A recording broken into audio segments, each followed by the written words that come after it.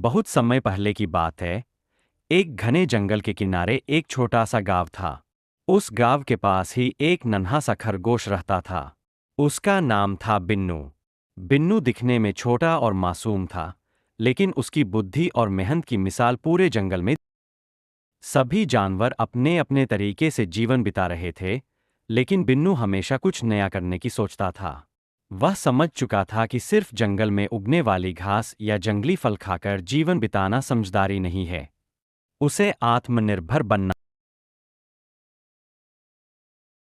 एक दिन बिन्नू ने पास के खेतों में इंसानों को मक्का की खेती करते हुए देखा।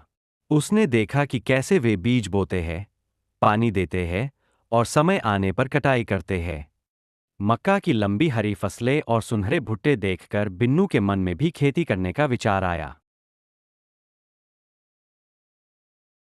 एक दिन बिन्नू ने पास के खेतों में इंसानों को मक्का की खेती करते हुए देखा।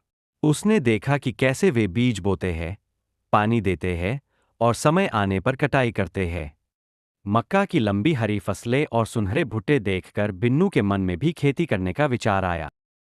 बिन्नू ने जंगल के पास की एक खाली जमीन को चुना। वह जमीन थोड़ी पथरीली थी, लेकिन मेहनत से उपजाऊ बन सकती थी। अगले कुछ दिनों तक वह रोज उस जमीन को साफ करता, कंकड़ पत्थर हटाता और मिट्टी को पलटता रहा। फिर वह एक दिन शहर गया और मक्का के बीज लेकर लौटा। साथ एक सुंदर सुबह बिन्नू ने अपने खेत में बीज बोना शुरू किया। उसने बीजों को उचित दूरी पर बोया और उन्हें अच्छे से मिट्टी से ढक दिया।